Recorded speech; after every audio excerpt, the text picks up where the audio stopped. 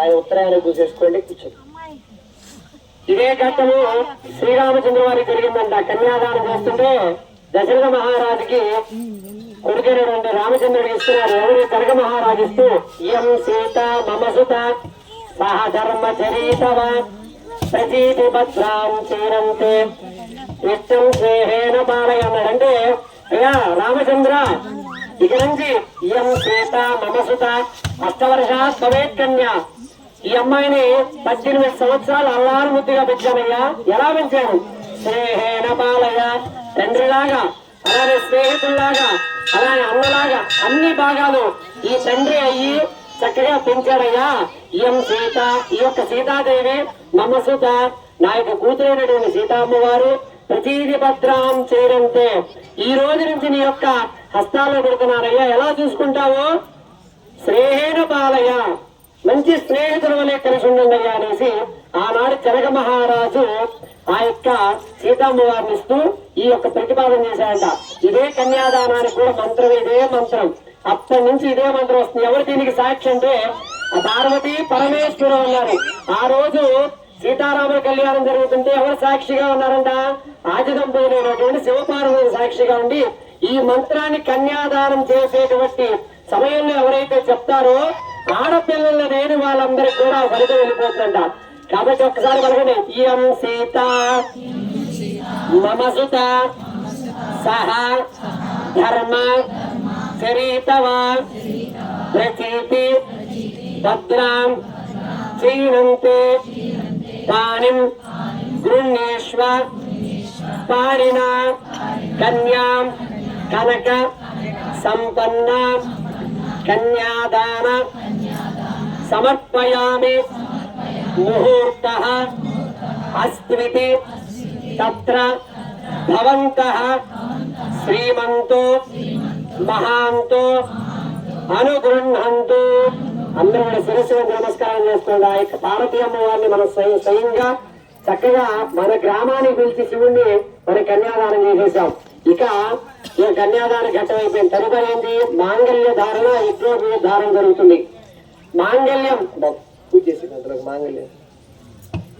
మాంగళ్యానికి అధిష్టాన దేవత ఎవరయ్యా అంటే సర్వమంగళ మాంగళ్యే శివే సర్వార్థ సాధికే శరణ్యే త్రయంబకి గౌరీ నారాయణి నమోస్తుతే.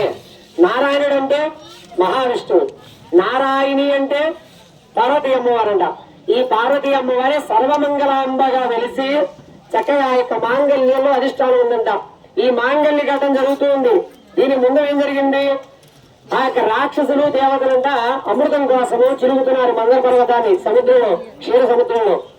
ఈ పాల సముద్రంలో చిరుగుతుంటే దేని కోసం జరుగుతున్నారు? అమృతం కోసం జరుగుతున్నారు. అమృతం కోసం జరుగుతుంటే మొట్టమొదటి వచ్చింది ఏంటంటే విషం వచ్చిందంట.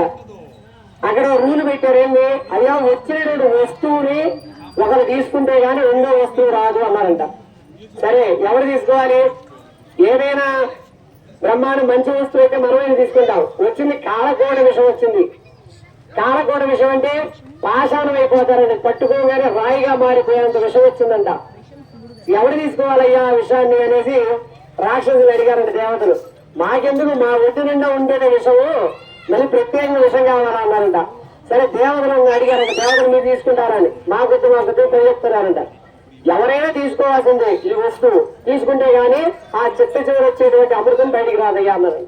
సరే, అప్పుడు పార్వతీ అమ్మవారు ఏంటంట, ఈ యొక్క మాంగళ్యం పట్టుకో స్వామి, నా మాంగళ్యం పట్టుకొని నువ్వు పోయి ఆ విషయం కాదు, నీకు ప్రతిదీ భద్రం, నీకంత భద్రం కలుగుతుందయ్యా స్వామి.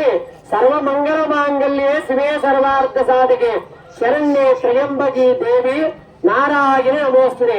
ఈ త్రయంబకమైనటువంటి 3 ముఖాలు కలిగినటువంటి పార్వతీ పరమేశ్వరుడు ఎవరైతే ఉన్నారో, అలాగే సావిత్రి, గాయత్రి, సరస్వతి అమ్మవారు ఉన్నారో, వాళ్ళందరూ అనిష్టాలు దేవత చేసి నువ్వు పట్టుకో స్వామి, నువ్వు తావు నా మాంగళ్యాన్ని పట్టుకుంటావు, నీ ప్రాణానికి నా ప్రాణం పట్టేస్తానని ఆ రోజున పార్వతీ అమ్మవారు చెప్తారు. అప్పుడు విషం తాగేశాడు స్వామి. ఎందుకు తాగింది ఆ విషము? కంఠంలో ఆగిపోయింది ఆ విషయం. ఆ కంఠంలో నల్లగా అయిపోయిందంటే అందుకే నీలకంఠేశ్వరుడు అన్నారు ఆ స్వామి.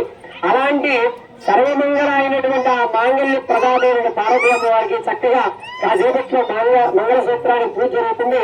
అందరూ పలకండి, సర్వాసాం స్త్రీణాం జన్మ జన్మని సువాసిని జన్మ ప్రాప్తి సిద్ధ్యర్థం అహరహ శ్రౌత స్మార్త విహిత అనుష్ఠాన లోప దోష ప్రాయ చిత్త అర్థం విశేష మాంగళ్య ధారణ యజ్ఞోపవీత ధారణ పూజాంచ కరిష్యే.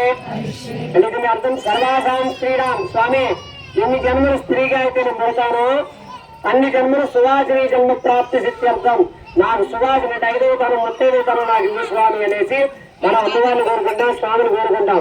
ఇప్పుడు కరువు పరికరంగానే ఎదుగుడితే దండాలు వేయిస్తున్నారంటే కొంతమంది చాలా మంది చెప్తూ ఉన్నారు. కానీ అది దేవుడు చెప్తున్న కూడా మాంగళ్యం అనేది మనకి ఒక గుర్తింపు చిహ్నం. అలాగే మాంగళ్యాన్ని ప్రతి శుక్రవారం చక్కగా పసుపునగరం నుంచి పసుపునగరంలో తలుపుకొని కాస్త కళ్ళగద్దు ఉంటే ఎవరికి బలం? మనకి బలం కాదు, భర్తకి బలం అంట. కాబట్టి అలాంటి భర్తలందరికీ కూడా ఎవరంటే చల్లగా ఉండాలి మా భర్తని ఆ యొక్క మాంగళ్యం దగ్గర ఫ్రిడ్జ్ లో పెట్టారంట. అట్లా ఉండకుండా చక్కగా మాంగళ్య సూత్రానికి కుంకుమార్చన అలానే ప్రతి శుక్రవారం కూడా పసుపు కుంకుమ చూసుకుంటే ఎవరికి మంచిది? మనకే మంచిది. కాబట్టి అమ్మవారికి మాంగళ్య ధార జరుగుతుంది. చక్కగా చూసి అందరూ కూడా ధరిద్దాం. వాద్యం